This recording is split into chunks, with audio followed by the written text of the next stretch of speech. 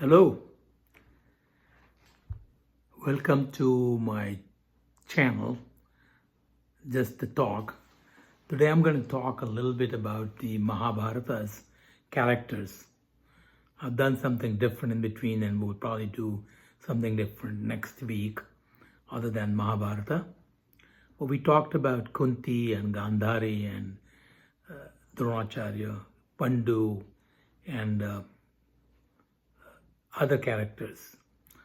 I will briefly talk about Pandavas, which were five. That's why it's called five, is Pandavas, and their relationship to our physical body and astral body, and how it matches the anatomical structure of the physical body to the astral spine.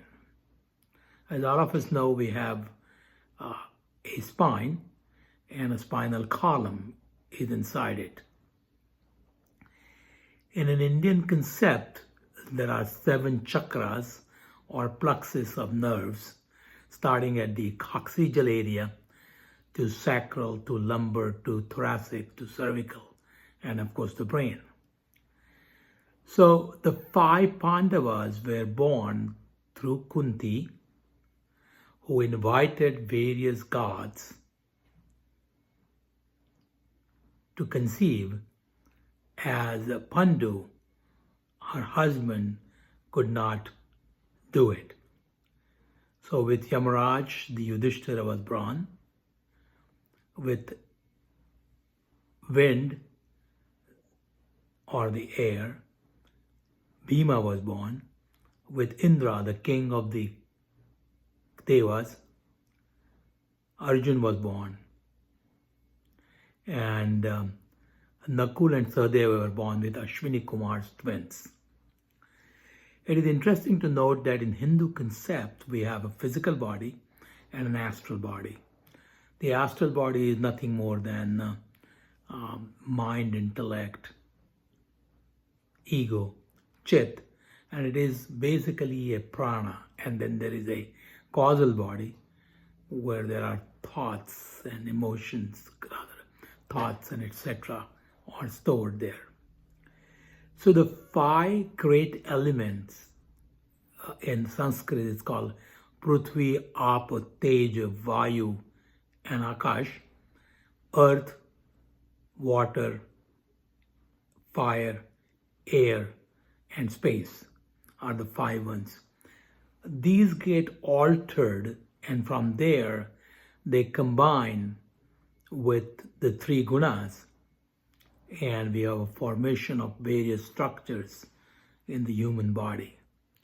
So I would just go one by one into the areas, and then I will summarize if I can.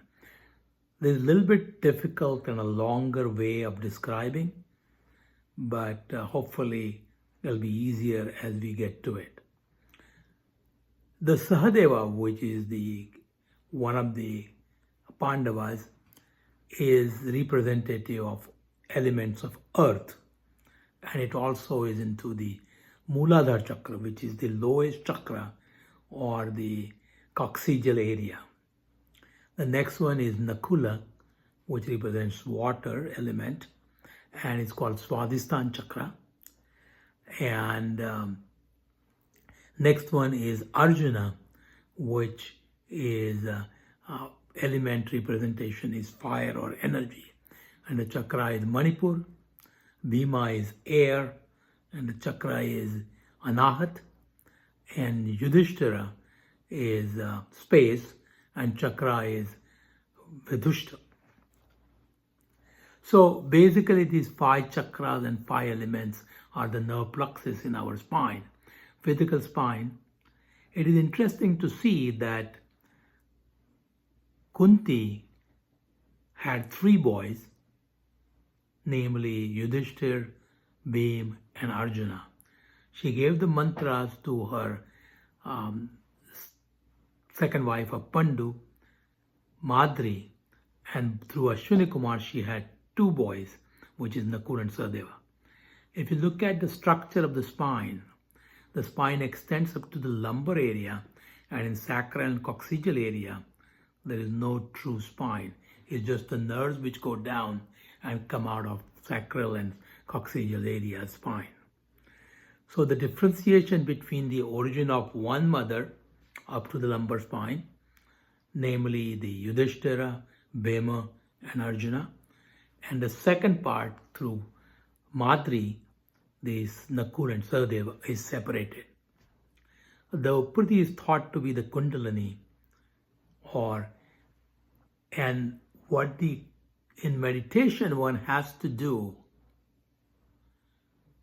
is to raise the Kundalini, and then there is an opening at the lumbar area where from physical spine you can get into the astral spine, and that's where the devotee sometimes gets stuck.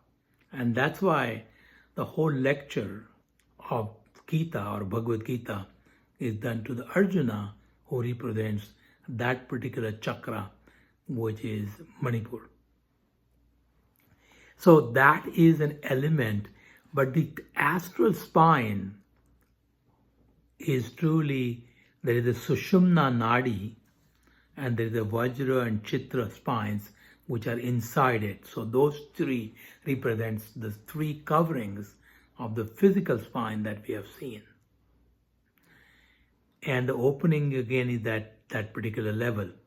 I'm going to talk a little bit about how these organs were formed or how these things were done in a physical body so that you can understand. We have 3 gunas and 5 Panchamahabhutas or great element. The 3 qualities are Rajasic, Tamasic, and Sattvic.